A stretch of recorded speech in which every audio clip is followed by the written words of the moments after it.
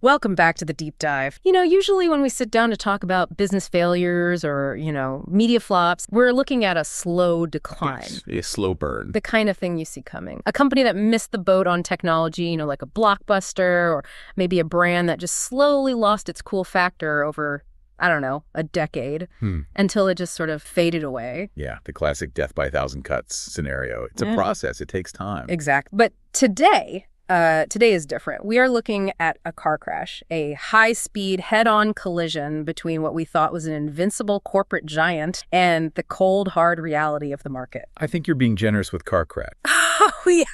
Yeah. Based on the data we have in front of us, this is more like a train derailment, a train that was carrying gold bullion. It is a financial catastrophe of almost historic proportions. Train derailment carrying gold bullion. Okay, I like that visual. And look, we aren't just here to point and laugh at a bad movie. That's not the point of this deep dive. We are digging into a really fascinating, and I mean really detailed, breakdown by the pop culture comic Snarky J. And he did something that's really difficult these days. He cut through the noise. He cut all of it, bypassed all the Twitter rumors, all the gossip, and he went straight for the financial. He looked at Forbes data, UK tax filings, box office receipt, the actual number. And that is such a crucial distinction because there's so much chatter online about why this movie failed, right? You hear about culture wars, casting, all that stuff. Of course. And we will touch on how that affected the business side of things. But Snarky J's analysis, the one we're using as our source, it's grounded in the math. It's a business autopsy. It is, but I have to quote his description of the release just because it sets the mood so. He says that while birds were chirping and kittens were being born, the movie theaters sizzled with the putrid stench of Disney's latest live action. Putrid stench. That's evocative.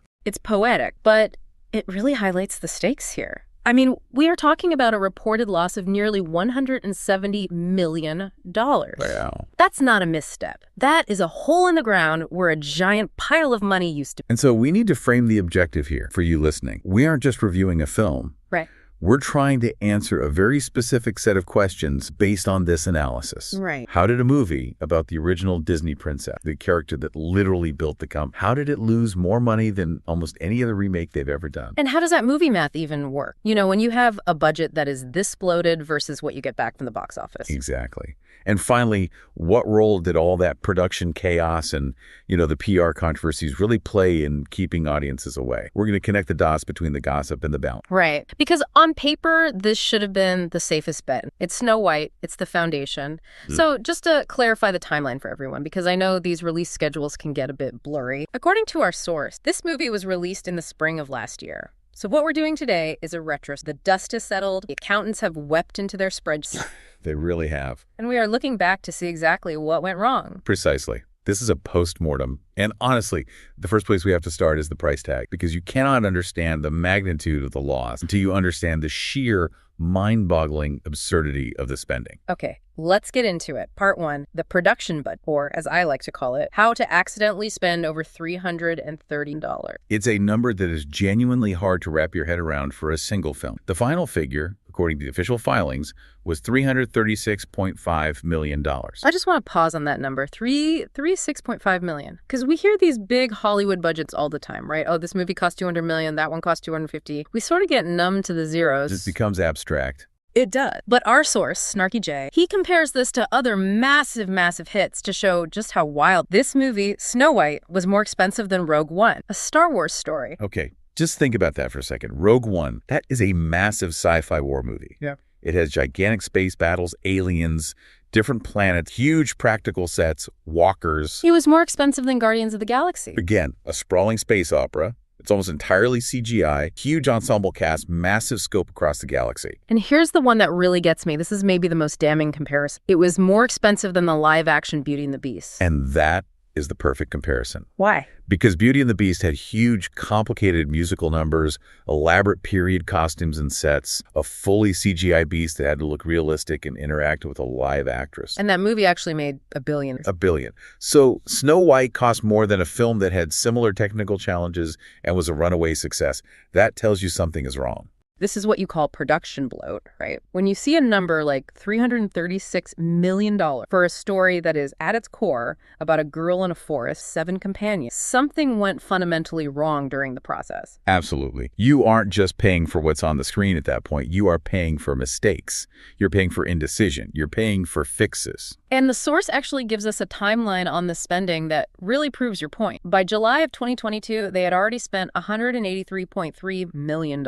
And stop right there. $183 million is a healthy budget for a blockbuster. Yeah. If they had stopped there, we wouldn't even be having this conversation. They would have been fine. Totally fine. That gets you a great-looking movie. But they weren't even close to being done. They kept spending. And usually when you see that kind of early spend followed by a massive, and I mean massive, ballooning of the budget in the back half, it points to one thing. Reshoots. The most expensive word in Hollywood, reshoot. And boy, oh boy, was there a reason for reshoots on this film. This is what the source calls the magical creatures pivot. And I feel like we really need to unpack this because it sounds like a boardroom decision that went horribly, horribly wrong. It was a major strategic error that had enormous financial consequences. So lay it out for us. According to the source, the production initially decided, for whatever creative or social reason, not to cast actor. Right. They wanted to modernize the story. They wanted to distance themselves from any potential criticism of the 1937 depiction. So instead, they cast a group of what they called magically diverse creatures. Which, when the photos leaked online, we all remember this, right? Oh, yeah. It just looked like a random group of people in the woods. It didn't look magical. It just looked confused. And the internet, as it does, roasted them. The backlash was immediate and intense. People were asking, wait, so this is Snow White and 7, eclectic forest friends? It just didn't land. Yeah, it didn't land at all. And because of that backlash, Disney had to reverse course. But here's the problem, and it's a huge one. They had already filmed. This is the absolute nightmare scenario for any producer. The footage is in the can. You have paid the actors. You have paid the crew. You've built the sets. You've done the location shoots. And then the studio decides, actually, the main characters need to look completely different. You can't just call everyone back, can you? It's a logistical and financial nightmare. The actors have moved on to other projects. The crew is scattered. Spinning the whole production back up costs a fortune. So what's your other option? Fix it in the computer. You fix it in post-production. Yeah. And this is, without a doubt, the single most expensive way to make a movie. They had to go back into the footage they already had and digitally re-CGI the characters to look like dwarves. Can you explain why that costs so much? I mean, look, we all have filters on our phones that can change our faces for free. Why does it cost Disney, upwards of $100 million? Laughs. Snapchat filters one thing. Cinema quality, photorealistic visual effects are a completely different universe. I mean, just think about it from a technical standpoint. Okay. You have footage of Rachel Zegler acting opposite a live human being who is, let's say, 6 feet tall. First, you have to digitally paint that person out of every single frame. Gone. Which is already a huge job. A monumental job. Then you have to design and build a fully CGI dwarf from scratch hair, skin that looks real, cloth that moves correct. Then you have to insert that CGI character back into the scene you just erased someone from. And make it look like they're actually there. Exactly. And it gets harder. You have to match the lighting perfectly. If the sun was coming from the left in the original shot, the CGI dwarf needs to be lit from the left with the right shadows and the eye lines. This is the killer. If Snow White is looking at the face of the original 6-foot-tall actor, she's looking way too high for a 4-foot-tall dwarf. Oh, wow. I never even thought of that. So now what do? You might have to digitally alter her performance, tilt her head down, or the dwarf just look like he's floating and she's staring at his hat. It is a cascading nightmare of technical challenges. One fix creates 10 new problems. That makes perfect sense. It's like trying to repaint the Mona Lisa while she's driving a car down the highway. It is. And the quality of this incredibly expensive fix, well, the source is not kind at all. What does he say? He claims to have nightmares about the CGI. He called them the creepiest dwarves on the planet. Creepiest dwarves on the planet. But it makes sense, right? When you rely on post-production to fix a fundamental casting mistake, you often end up off, uncanny. It's the uncanny valley. When something looks almost human, but not quite, it triggers a revulsion response in our brain. And from the sounds of it, that's what happened here. The budget was blown not on enhancing the film, but on fixing a massive foundation stake. So the budget wasn't just high because they, built nice sets or had fancy costume. It was high because they built the wrong movie and then spent a fortune trying to turn it into the right movie using computers. Precise. And that actually brings us to a really interesting question. How do we even know these numbers with such certainty? Usually, Hollywood accounting is a total black box. Studios hide these costs like they're state secrets. That's a great point. Usually we just get rumors from Variety or the Hollywood Reporter. Oh, sources say it costs $200 million maybe. But here we have decimal point, $336.5 million. Why are we so sure about that? And that brings us to part two, the UK connection and the tax break. Okay, let's unpack this because this is a fascinating peek behind the curtain of the global film industry. It's not something you normally... So Disney shot the vast majority of this film in the United Kingdom. And that wasn't primarily an artistic choice. It wasn't because they needed the rolling green hills of England. It was a financial one. Why the UK? Is it just cheaper to film there? Laughins. Not necessarily. It's the tax incentive. The UK government has these incredibly generous programs to attract major film production. It's called the Audiovisual Expenditure Credit. So they're basically trying to lure Hollywood over. Exactly. They want the studios to come, hire local lighting crews, rent local sound stages like Pinewood, stay in local hotels, and just generally spend hundreds of millions of dollars in the British economy. And to encourage this, they offer massive tax breaks or direct cash reimbursements. Okay, so it's basically a giant coupon from the government. Spend $300 million here, get $60 million. In a sense, yes. But here is the catch. And it's a catch that is fantastic for analysts like us. To get that government money, you have to be transparent. Transparency. The mortal enemy of Hollywood accounting. Precisely. In Hollywood, a studio can bury costs in various shell companies and subsidiaries. They can make a movie that earns $1 billion look like it lost money on paper to avoid paying people their profit participation. But the UK government doesn't play that game. If you want their tax credit, you have to file public accounts with a government body called Companies House. You have to show your receipt. You have to show your work, all of it. The UK is, as the source notes, a lot more honest about what gets spent. They publish these figures. So that $336.5 million figure is not a guess. It is not a leak from a disgruntled executive. It is a public government record. That is just wild to me. So we are literally looking at the actual ledger for this. But okay, to be fair to Disney's accountants, they did get some money back, right? The coupon worked as intended. It did. The source highlights this as the one silver lining in the whole financial mess. The UK government gave Disney a reimbursement of $64.9 million. $64.9 million. I mean, that is a huge check. If someone handed me $65 million, I think I'd be done. I'd retire to a very nice island. For you or me, it is a life-changing fortune. For a production of this gargantuan scale, it helps. But let's do the math that the source outlined, because the reimbursement doesn't even come close to fixing the underlying problem. Okay, calculators out. Walk us through it. Okay, so you start with the total spent, $336.5 million. Got it. You subtract the reimbursement from the UK government, which is $64.9 million. Okay. That leaves you with a net cost. The actual amount of money Disney was out of pocket before the movie hit a single theater of $271.6 million. $871.6 million. That is your starting line. Before they sell a single ticket, before a single bucket of popcorn is popped, before they've even paid for the first TV ad, the movie is already in the hole by over $270 million.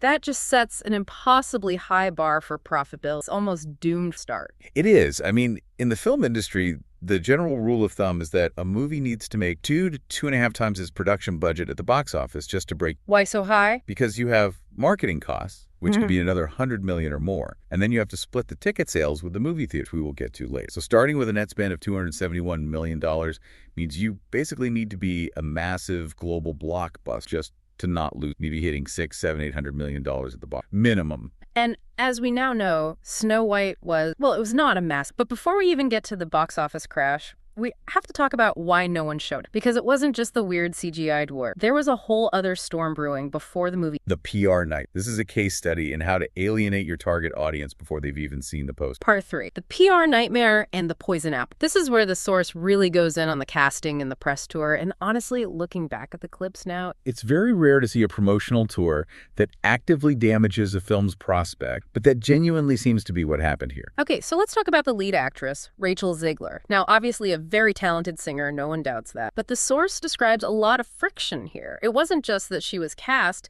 it was what she said after she was cast, during the promotion. The source characterizes the entire press tour as Zegler spending her time insulting the classic Disney. Yeah, and the quotes cited are pretty specific, and they were all over. She called the original Prince from the 1937 film a stock. She said the new movie was cutting all that out. She even made comments about her co-star being irrelevant. And the source also mentions she engaged in what they called political tirade. And from a purely marketing perspective, this is just baffling. I mean, think about the product you are selling. You are remaking a beloved, timeless classic. The core audience for that film is people who already love the original. Right. It's a nostalgia play. You're selling to parents who grew up on it, grandparents who want to share it with their grandkids. Exact. But when the face of your new movie is publicly criticizing the very source material you're adapting, when she's calling the classic romance stalking, you are essentially telling your core fan base, hey, that movie you love, it's actually bad. It's problematic, and we are here to fix it for you. It creates it's an antagonistic relationship with the customer from day one. The source is a great analogy. It seemed like she was too busy sticking her foot in her mouth to actually promote the film effectively.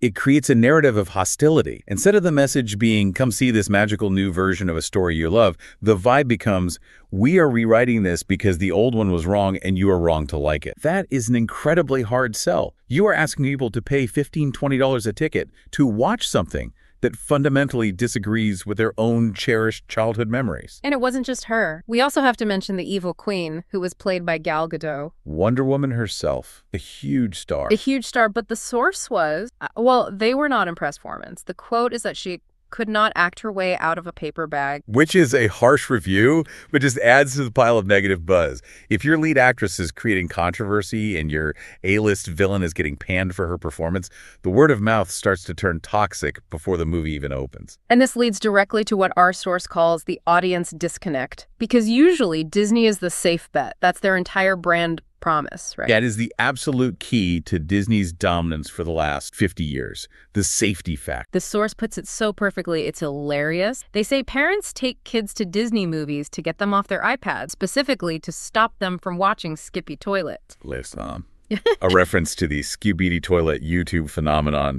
If you're a parent listening to this, you know exactly what that is, and I am so sorry. It is absolute brand rot, but that's the point. Parents just want to break. They want to sit in a dark, air-conditioned room for 2 hours and know that the content is going to be safe, high quality, and family-friendly. They want a known quantity. But all the controversies surrounding Snow White, combined with those weird visuals of the creepy CGI dwarves, it broke that trust. It didn't look like a safe, nostalgic family outing anymore. It looked like a political battleground with bizarre visuals. And when parents feel that hesitation that, wait, is this movie going to be weird? Is this going to be preachy? Are those dwarves going to give my toddler nightmare? They stay home. Or they give in and put Skippy Toilet back on the iPad.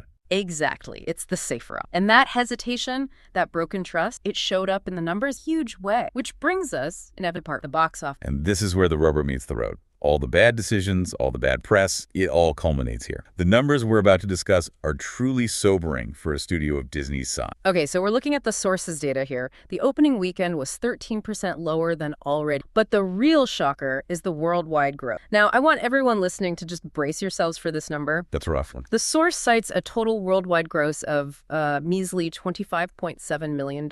Now, we should pause here because that figure, $25.7 million, is so exceptionally low for a global run of a Disney blockbuster that it's almost hard to believe. Usually, even a colossal flop makes $100 million just by accident, just by virtue of being in enough theaters. Right. So this figure implies a total and complete rejection by the market.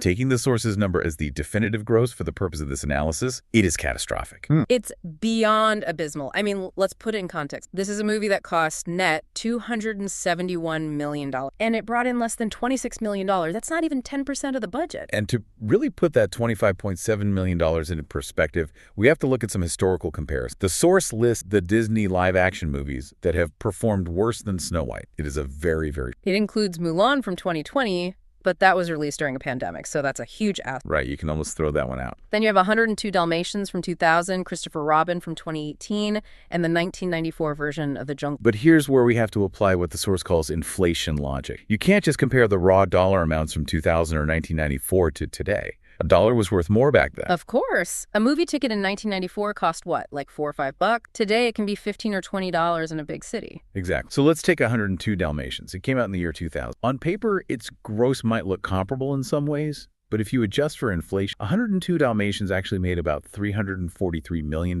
Wow. Okay, so 102 Dalmatians, a sequel I barely even remember, absolutely blows Snow White out of the water. By a factor of more than 10. Christopher Robin from 2018 also easily beats Snow White once you adjust the figure. So to find a Disney live-action movie that genuinely, mathematically, sold fewer tickets, and made less real-world value than this Snow White. You have to go all the way back to 1994, the live-action Jungle Book starring Jason Scott Lee. That is almost 3 decades ago. That's a generational failure. That means an entire generation of Disney executives has come and gone without ever seeing a flop this bad from their live action. It signifies a complete and utter rejection by the modern audience. But wait, it actually gets worse. We haven't even finished the math yet. How can it possibly get worse? Because we talked about the $271 million net cost, and we have this $25.7 million income figure from the box office. But here's the kicker.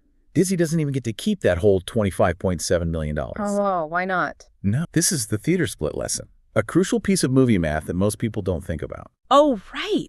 The theaters themselves have to get paid. They're running a business. They have to keep the lights on, pay the staff, run the projectors. When you buy a ticket for $15 at your local AMC or Regal, Disney does not get a wire transfer for $15. The theater chain keeps a big cut of that. So what's the split, generally? It varies by country, and it can change from the first week to the fourth week of a run, but the industry standard for these kinds of estimations is roughly 50-50. The theaters keep about 49 to 50% of the ticket sales. So if the total worldwide box office was roughly $25.7 million... Disney only gets to keep about half of that. So let's be generous and say they walk away with, what, roughly $12.9 million? Oh my gosh, $12.9 million. That is what they actually got in their bank accounts. Roughly, yeah. Now let's put the two final numbers together.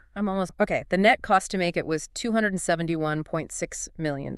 And the income they received from theaters was $12.9 million. That is a loss. Well, the source's final calculation, once all the complex factors are weighed in, comes out to a loss of approximately $170 million. But even with our simple math here, it's well over $250. It's a slaughter. It's like building a brand new Ferrari from scratch, piece by piece, spending a fortune on it, and then driving it off the lot and immediately selling it for the price of a used bicycle. It is a financial disaster of the highest. But here's the thing. A lot of people might hear this and say, well, okay, maybe people are just tired of remakes. Maybe we all just have remake. I hear that all the time. No one wants live-action Disney anymore. It's a very common theory. It's an easy explanation. But the source brings up a really interesting counterpoint, a control group, if you will. Yes, part 5, the control group, Lilo and Stitch. Because, in any good scientific experiment, you need a control group to prove your hypothesis. If the hypothesis is remake fatigue is real and audiences hate all remake, then the live-action Lilo and Stitch should have failed too. But it didn't. Not at all. According to the source, the live-action Lilo and Stitch, which was released in the same general era for the purpose of this analysis, brought in over $1 billion. $1 billion. So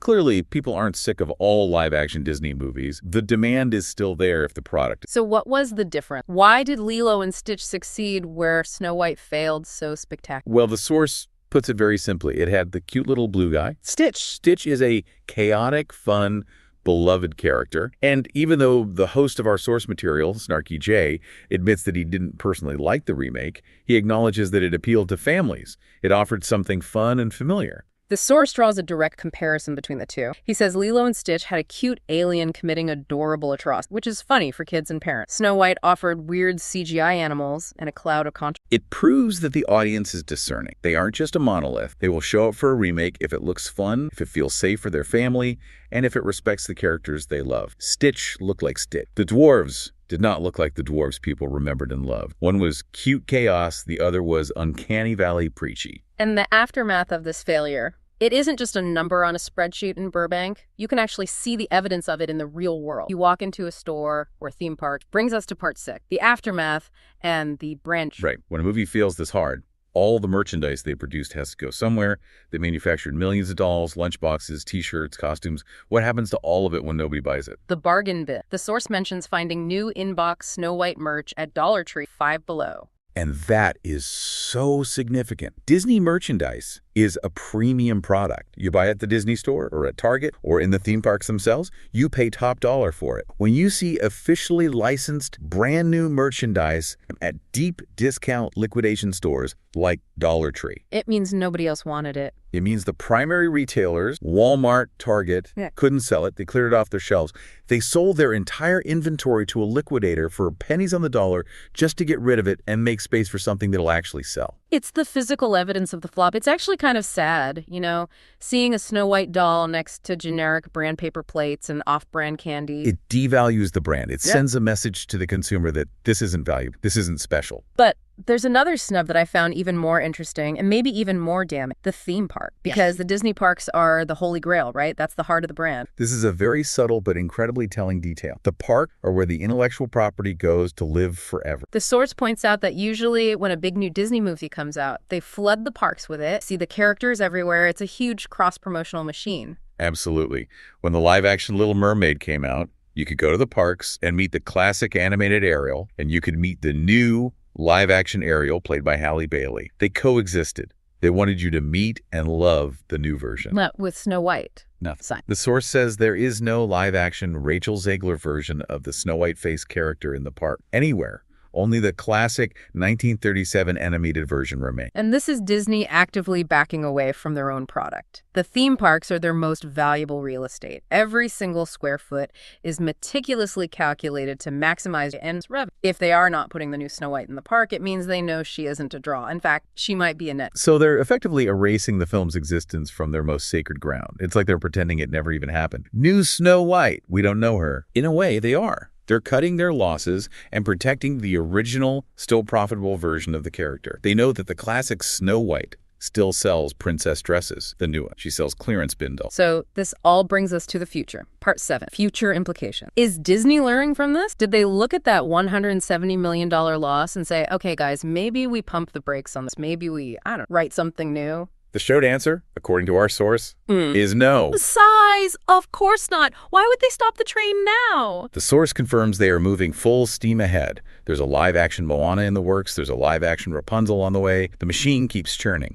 The remake industrial complex cannot be stopped. However, there's a tiny glimmer of hope, or at least a sign they might be learning something. The source notes that the rumored casting for Rapunzel is being described as a little bit more accurate to the original animated character. So maybe they are listening to the cast, or at least the backlash that comes when you deviate too far from what... It's possible. Studios are ultimately reactive organisms. If they see that deviating too far from the beloved original caused a financial catastrophe with Snow White, they might correct course and try to stick closer to the aesthetic of the animated films for the next few. They want to avoid another PR firestorm at all costs. The source has a great term for this whole phenomenon at Disney. They call it failing upwards. It's a perfect description. Disney is so big, so wealthy, and has so much institutional momentum that they can produce a creative and financial bankruptcy like Snow White, lose nearly $200 million on it, and just keep going. Shrug it off. Because Lilo and Stitch made $1 billion. Exactly. One big hit pays for a lot of expensive failure. They fail upwards because the brand itself is, for now, too big to fail. They can absorb a financial blow that would absolutely bankrupt a smaller studio like Lionsgate,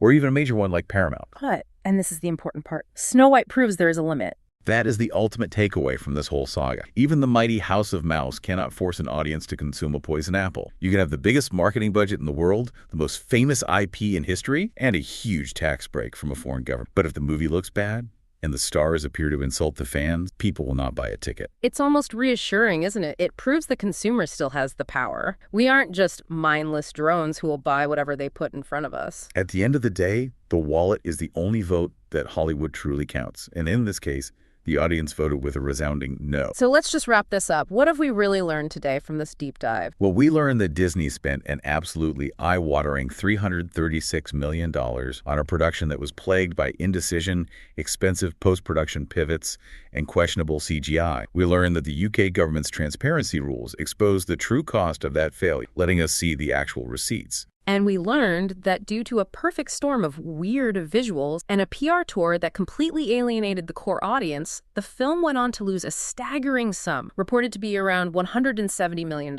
A lesson written in red ink. And a clear, unambiguous signal that brand loyalty is not in. It's not a given. You have to earn it every single time with every single product. I want to leave you, the listener, with one final thought to mull over. We live in an era where studios seem terrified of new ideas. They rely on safe intellectual property, remakes, sequels, prequels, because they believe it guarantees a return on their investment. They think, it's Snow White, it's a famous brand, people have to... But they didn't. Exact. Snow White proves that nothing is safe if the execution alienates the very audience you need. So if the original Disney, the one that started at cornerstone of the Mad, can't sell, what does that say about the stability of the entire remake industrial complex? Is the golden goose finally starting to run out of eggs? It's a question that should be keeping studio executives awake at night.